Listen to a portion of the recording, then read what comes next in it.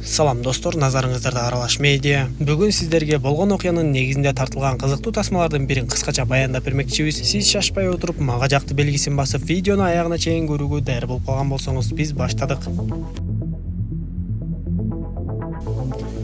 Тасма 15-кылымдын башын сүрөттөп, Англия аскерлери менен Шотландия аскерлеринин салгылашып бүткөн учурду көрсөтөт. Бул салгылашта Англия аскерлери жеңишке жетишип, башка аскерлерге окшоп эле Перси Хосбургдагы чала жарадар болуп жаткан Шотландия аскерлерин кылыч менен сайып биретоло өлтүрүп жатат. Бардыгы аяктаган соң Перси Англиянын ханы Генрих 4 менен бир дасторкондо тамактанат. Ошондо Перси Генрих 4-гө салгылашта туткундап алган шотландиялык аскерлерди бербээрин айтып, анткени сен бизге карата адилетсиздик кылдың деп, жаш болгондуктан ачуулукка тез алдырып, хандын кемчиликтерин айтып ал жерден чыгып кетип калат. Генрих 4 болсо Персиден жакшылык жок экендигин түшүнүп, эгер ал мага шотландиялык туткундарды бербесе, мен аны азыр эле өлтүртөм деп айтат. Ал эми бул учурда Генрих 4-нүн баласы Ханзада Хел түндө катуу майрамдап койгон байтор төшөгүнөн тура элек болчу. Аны кимдир бирөөлөр ойготуп көрсө, бул учурда анын агасы жарадар болуп келген болот. Ал агасынын жараатына ысык темирди басып даарылап берген соң, жөөкөрлөрү менен андан ары сейилдөөгө жөнөйт. Жолдон аны хан сарайдан келген бир адам тосуп чыгат да, Хелди өзүнчө сүйлөшүүгө чакырып, атасынын катуу оору менен ооруп жаткандыгын эскертип, ал сизди чакырып жатат деп айтат. Бирок Хел эмнегедир ооройлук менен атасына баруудан баш тартат да, андан ары кайрадан кечээкисин улантып көңүл ачып кетип калат. Эртеси ал уктап жатканда кайрадан кечээки адам келип ойготуп, сиз сөзсүз түрдө хандын алдына барышыңыз керек. Антпесе азыр жоокерлер сизди күч менен алып барышы мүмкүн. Анан да эгер мындай кылык жоруктарыңызды уланта берсеңиз, анда атаңыздын мурасынан да кур калып калышыңыз мүмкүн деп айтып, Хелди көндүрүп отуруп хан сарайга алып барат. Хел ал жерге барганда бүт бардыгы ал жерде чогулуп күтүп калышыптыр. Атасы Генрих 4 болсо ошол жерден сөзүн баштап, эми менин көрөр күнүм, ичер суум түгөндү, өлөрүмө бир канча гана күндөр калды. Ошондуктан мен балдарымдын арасынан тактыга ким отуруп, өлкөнү ким башкараарын айтышым керек. Мен бардыгын чечип койдум деп,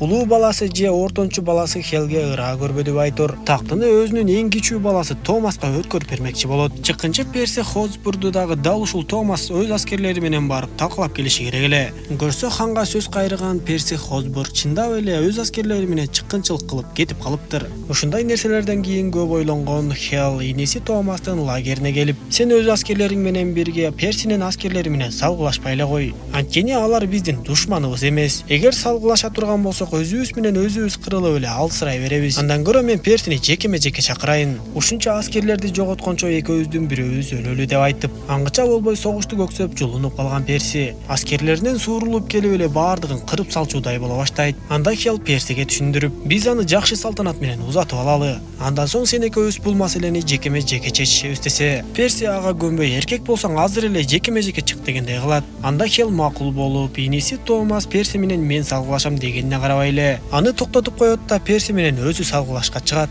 Ошентип экөөнүн салгылашы башталып, бир топко созулуп, жандалбастап согушуп жатышып, акыры Хел чыккынчы Персини күтүлбөгөн жерден сайып өлтүрүп жеңип алат. Бирок жеңишке жетишсе дагы Хелдин иниси Томас бул нерсеге ыраазы болгон жок. Анткени ал Персини өзү жеңип, чындап эле тактыга татыктуу экендигин далилдегиси келген эле.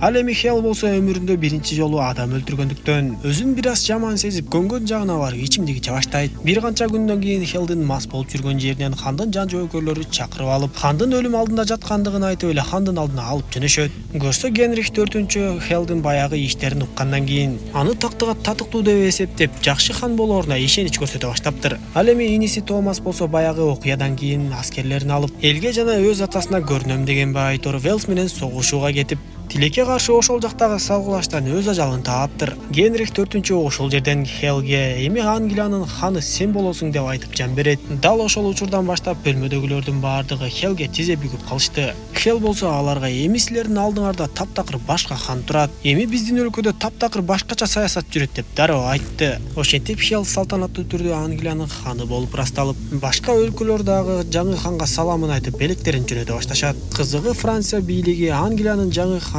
Хелге кичинекей оюнчук топту белекке салып жиберген болот. Аны көргөн башкы сот Уильям дароо эле Хелге бул Франция бийлигинин эмне деген кылыгы, алар эмне сизди шылдыңдап жатышабы, биз мындай нерсеге дароо жооп кайтарышыбыз керек десе, Хел бул нерсеге өтө токтоолук менен карап, биз адегенде өзүбүздүн ички маселелерибизди чечип этек башыбызды жыйнап алалы, андан соң гана башка өлкөлөр менен эсептеше баштайбыз. Бирок мен атамдын душманы болуп эсептелген өлкөлөрдүн бардыгын кечиремин, алардын ар бирине кат жазамын, андан соң гана дос болом деген менен дос болуп, согушам деген менен согушам деп айтат. Хел ошентип менин саясатым таптакыр башка. Мен атамдын саясатын эмес, өзүмдүн саясатымды кылам дегени менен хан сарайдын ичиндеги бардык кызматчы епископтор мурунку хандын саясатын жүргүзүүгө өтө кызыктар болушчу. Өзгөчө жогорку сот Уильям бул маселени кайра көтөрүп, эмне Франция бизди ушинтип шылдыңдаса биз отура беребизби? Албетте сен Англиянын ханы Генрих 5 болуп дайындалдың. Бирок өлкөнү башкарууда бир гана гармония эмес, күч дагы керек. Элдин бардыгы Францияга кыжыры кайнап, алар менен согушкусу келип жатат деп айтса, Генрих 5 Франциянын ханы Карлга кат жаздыра баштайт.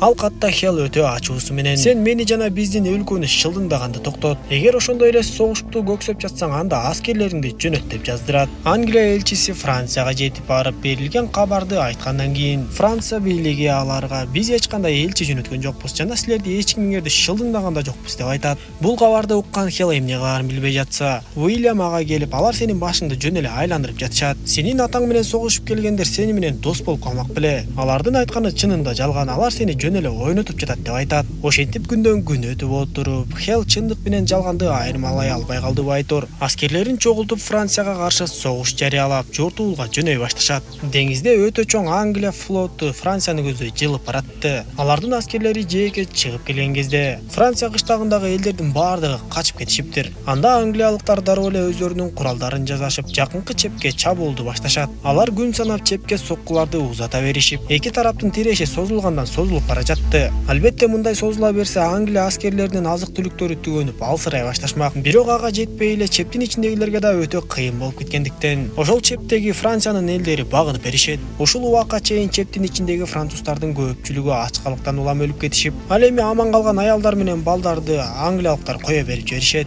Ал эми эркектердин бардыгын туткундап алышып, ошол чепке өздөрүнүн гарнизонун орнотушту. Көп өтпөй француз ханзадасы Луи менен Генрих 5 жолугушуусу өтөт. Ошол жерден ханзада Луи Хелди өтө шылдыңдап: "Сен биздин жерге бастырып келип, биздин бир чебибизди басып алып эле кыйын болуп жатасыңбы? Сен али биздин аскерлерибиздин эч нерсесин көрө элексиң. Чабуулуңду, баскынчылыгыңды каалагандай уланта бер. Мен сени алдыда өз аскерлерим менен күтүп алам. Эми сен Франциядан кете албайсың. Бул жерде өлүгүң калат" деп айтат. Ошентсе да Хел эч нерсеге карабастан жортуулдарын улантып, күн сайын Франциянын аймагындагы жаңы жерлерди басып жатты. Бир күнү лагердин жанындагы токойдо 3 жаш бала бөмө жемиш терип жүргөндө, аларды Луинин аскерлери кармап алып, бирөөсүн муунтуп өлтүрүп, экинчисин арбалет менен атып, үчүнчүсүн болсо тирүү кармап алып, ага шеригинин башын кесип карматып коет. Анан да Луи: "Бул башты сөзсүз түрдө ханыңа жеткир" деп тапшырат.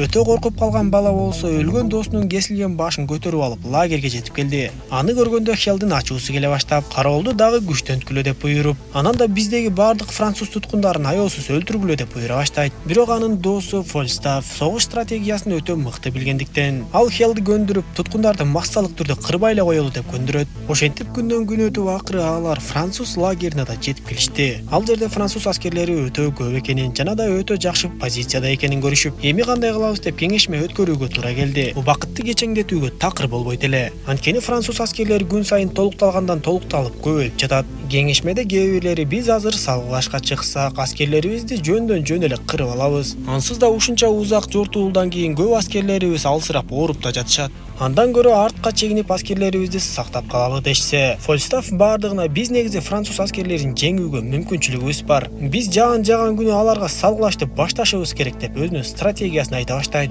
Ошол түнү жагандыктан таң эрте Фольстаф согушту баштоону чечип, согушуу стратегиясы бардыгы пландалып даяр болуп калган эле. Бирок Хел согуштун алдында Франция ханзадасы Луи менен сүйлөшүүнү чечип, ал жака өзү барат да Луини жекеме-жекеге чакырат. Ушунча аскердин өмүрү кыйылбай эле койсун, экөөбүз салгылашалы. Кимибиз жеңсек андан ары ошонубуз бийлик жүргүзөбүз деп айтып, бирок Луи Хелдин мындай сунушуна такыр эле көнбөй койду. Анткени ал өз аскерлеринин көптүгүнө таянып, "Менин аскерлерим баары бир жеңишке жетишет" деген ишеничте болчу. Луи көнбөй койгон соң Хел кайрадан өз аскерлерине кайтып келип, аларды алга сүрөп кыйкырып эле дуктан бере баштайт. Франция аскерлери жогорудан төмөндө карай аттары менен жыла баштап, темир зоочон Англия аскерлери болсо жөө жалаңдап жогору көздөй жыла башташты. Бирок бул Фольстафтын стратегиясы боюнча Англия аскерлеринин азыраак гана бөлүгү болчу. А дегенде Англия аскерлеринин жааларынын октору жамгырдай жаап, эки тарап кагылышып салгылашуу башталды. Жамгыр жаап, жер ылай болгондуктан тайгаланып, бири-бири менен согушууга өтө кыйынчылык жаралды. Көп сандагы калган эки жааттын аскерлери ошол жерде үйүлүп эле туруп калышканда, Англия аскерлеринин калган бөлүктөрү токойлордон тегеректеп чыгышып, тайгаланып кыймылдай албай калган француз аскерлерин чекеден жайлай башташты. Ошентип узак салгылаштан кийин француз аскерлери чындап эле өтө азайып баратканы байкалып, айласы кеткен ханзада Луи эми гана Хелге жекеме-жеке чыкканга макул болот. Бирок ал өзүнүн оор зоот кийимдери менен согушмак мындай турсун бутуна тура албай тайгаланып жатты. Дал ушундай тайгалак ылайга Англия аскерлери даярданып келишкен эле. Хел бир топко чейин Луини карап туруп, акыры аны менен согушуу эч кандай мааниге ээ эмес экендигин түшүнүп, жөн гана аскерлерине буйрук берип Луини туткундатып алды.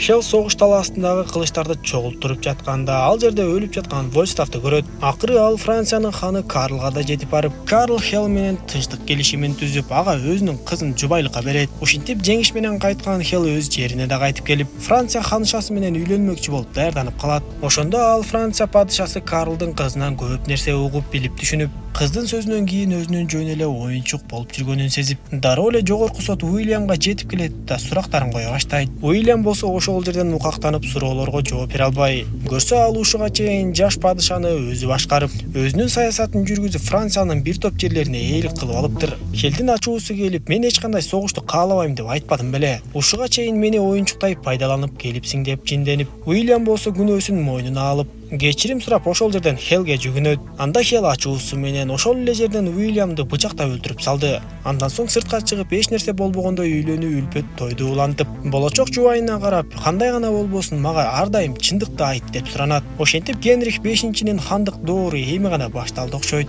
Тасма ушундайча соңуна чыгат. Достор, видео жаккан болсо мага жакты белгисин басып, дос тааныштарыңыз менен бөлүшүп койгонду унутпаңыз. Кийинки видеолордон көрүшкөнчө аман болуңуздар.